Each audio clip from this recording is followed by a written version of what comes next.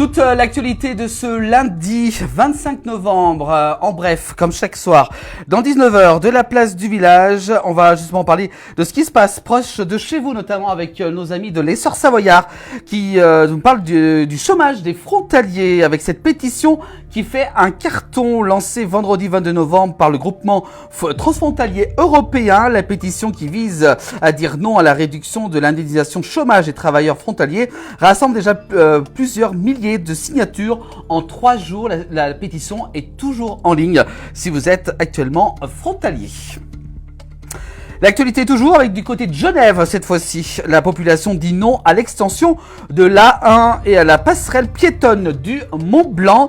C'est hier dimanche 24 novembre était un jour de vote du côté de nos voisins de la Suisse dans le canton de Genève. Surtout, les électeurs ont donc pu s'exprimer sur plusieurs objectifs fédéraux et municipaux, dont un qui ont dit non à l'extension de l'A1 et à la passerelle piétonne du Mont Blanc.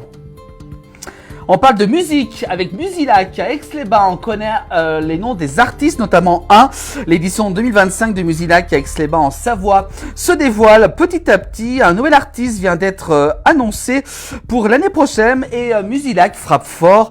Un DJ mondialement connu rejoint l'édition. C'est donc DJ Snake qui sera présent pour l'année 2025 à Musilac à Aix-les-Bains. Voilà, donc grosse tête d'affiche. On peut aussi dire pour cet événement, il y aura également le groupe Indochine qui sera sur place.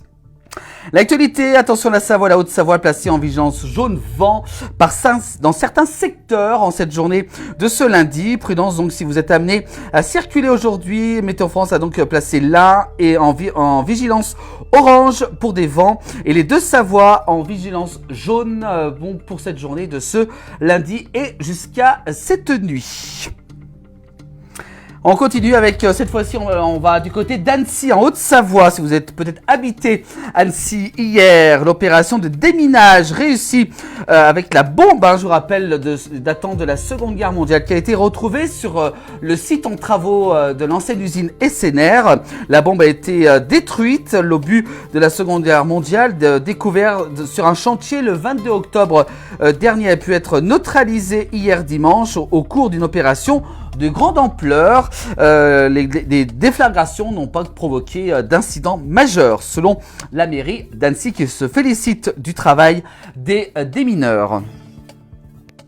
On continue du côté de la Savoie avec les gendarmes de la Savoie ont interrompu une rave-party du côté du Revard dans la nuit du 22 au 23 novembre. Près de 2000 personnes étaient attendues et une rave-party donc qui devait accueillir ces 2000 personnes a été totalement arrêtée par la gendarmerie de la Savoie. Du côté de Rumilly, en Haute-Savoie, près d'1 millier de personnes se sont rassemblées à Rumilly hier dimanche 24 novembre pour rendre hommage à Nabil Ziad, les deux victimes et de la fusillade qui a eu lieu la semaine auparavant. Une semaine après cette fusillade, la marche blanche en hommage aux victimes s'est donc réunie de nombreux Rumilliens et même d'autres personnes qui étaient venues d'autres villes du côté de Rumilly. Donc ça s'est déroulé hier dimanche. On peut voir sur cette photo prise par nos amis de l'Essor Savoyard. On continue l'actualité. Du côté de Clarafond-Orsine, travaux sur la route de Chevrier du 25 novembre jusqu'au 20 décembre. C'est la RD 900A. Dans le cadre de la sécurisation et de l'amélioration du réseau routier, le conseil départemental à Haute-Savoie va entreprendre des travaux de sécurisation en lien avec les risques de chute de pierre sur la commune de Clarafond-Orsine à compter donc de ce 25 novembre.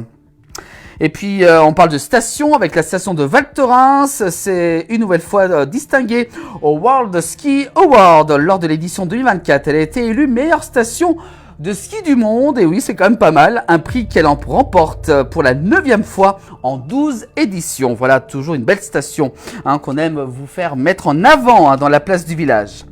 Et puis également du côté du messager du Chablais qui nous parle de Exvenay, un incendie détruit une maison. Un couple d'une 60aine d'années résidant à Exvenay a vu sa maison détruite par les flammes. Ces faits se sont déroulés samedi 22 novembre vers 18h. Puis enfin, on termine cette actualité avec du sport, notamment côté ski français, avec la Coupe du Monde de ski, Clément Noël qui remporte le slalom de Gurgel, donc du côté de l'Autriche.